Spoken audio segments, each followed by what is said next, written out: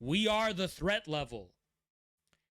There's a threat level ACP. It's like, fuck. They see us as the like concentrated and distilled.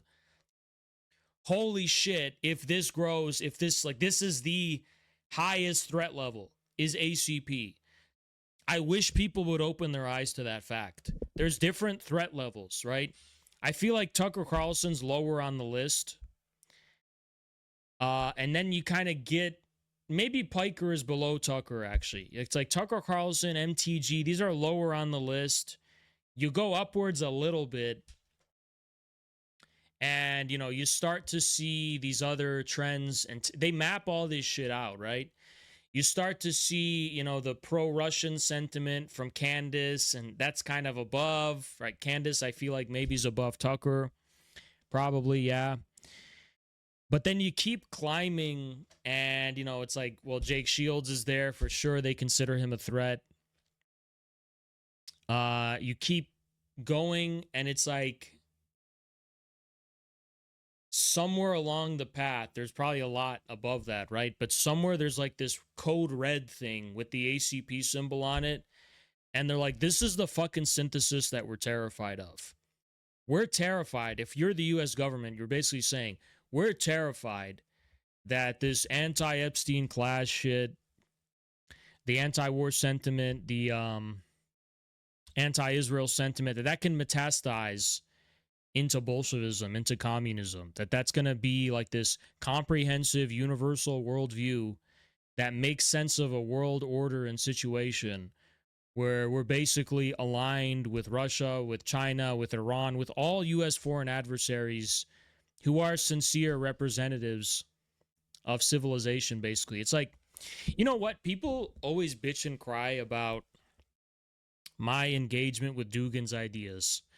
But I'm going to say something positive about Dugin right now. And any Redditor, any left liberal who has a problem with it, you are a Hitlerite piece of shit. And you need to stand trial and fucking answer for why you have an issue with this. Dugin should be credited at the very least, even when it comes to the popular imagination idea of Dugin. Like, what do people associate Dugin with, right? Because, I'll tell you why. So, after the end of the USSR in 91, we have been, and even before then, though, there's been these two paradigms for human rights and the rights of peoples and nations, right?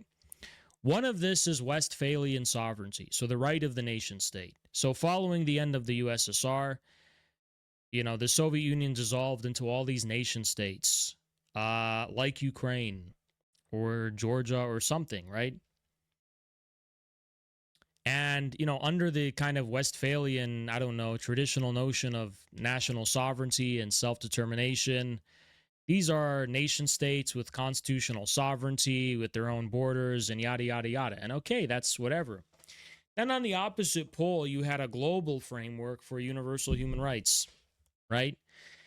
And obviously, the nation state is an inadequate medium for the, you know, recognition, of the universal recognition of your universal humanity, more or less, right? Because nation states, you know, interpolate one ethnicity or one small group, and then universal human rights say, no, you are human. You are fundamentally a human being. There's a universal right and wrong. There's a universal morality of right and wrong. And you are human, and you have rights. And there are things that are right, and there are things that are wrong, regardless of where they happen in the world. And broadly speaking, this is true, actually. Nobody can say, for example, that, well, in Rwanda, the genocide there, that's just kind of like relatively their culture. In our culture, that relativism is very weak, and it's just not true, okay? But what was brilliant about Dugin is that he basically says he doesn't actually reject universalism. He basically says instead, different peoples or regions of the world need to be given their own opportunity to articulate the universal humanity principle in their own way, meaning there are different articulations of that universal principle, which, yes, do have a universal outlook and framework of right and wrong, but they articulate that in their own specific way. That's not the same thing as the nation state jealously guarding its independence, you know, for the sake of being able to do crime. That's like Saudi Arabia and the UAE's idea, right? The UAE, let us torture and rape people and don't bestow any judgment on us because it's none of your concern. Because no, but that's obviously, we know that's false, right? The thing with Dugin and his articulation of what a pole is within multipolarity is that you have universal humanity articulated in a concrete way.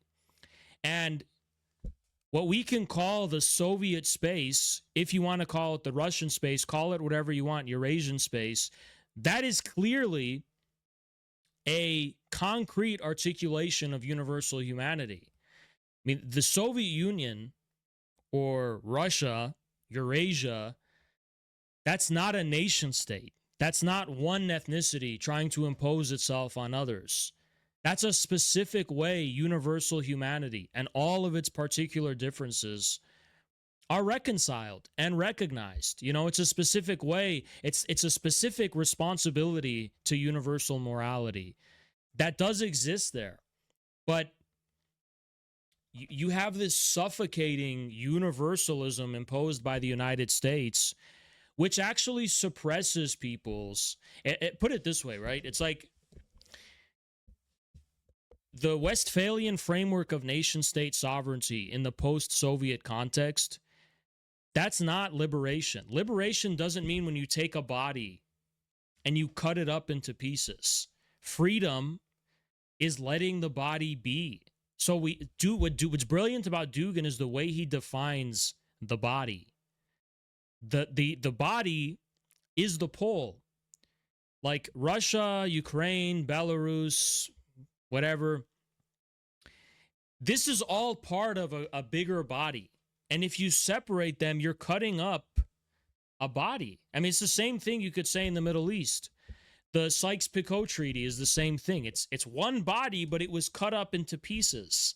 Just because those pieces are given documents called constitutions, that doesn't mean they actually have rights or they have freedom.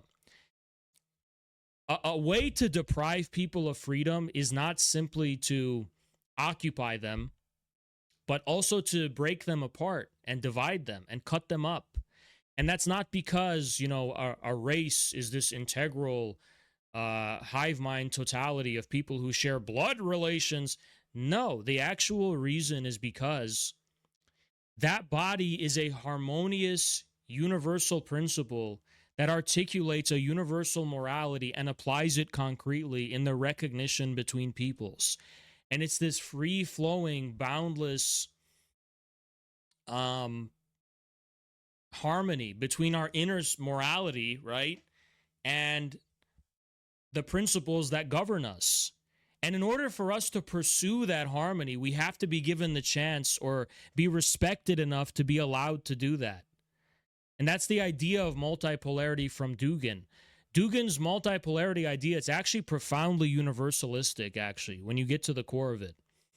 Because he's saying there is a universal humanity, there is universal human rights, but no one person has the right to enforce how that is articulated at everywhere in the world, right?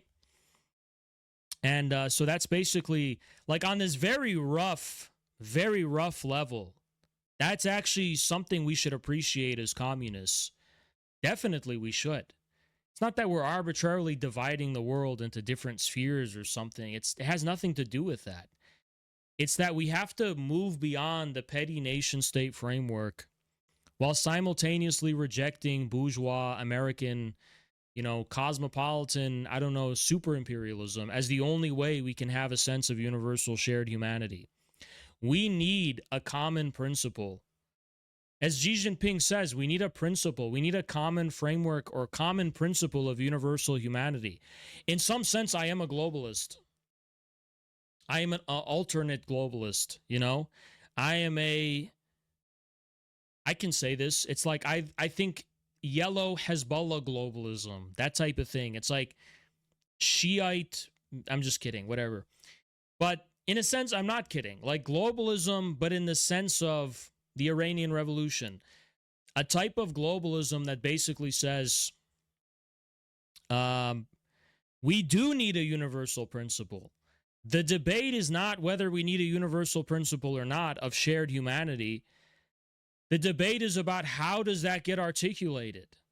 You know, what is the language? What is the articulation of that?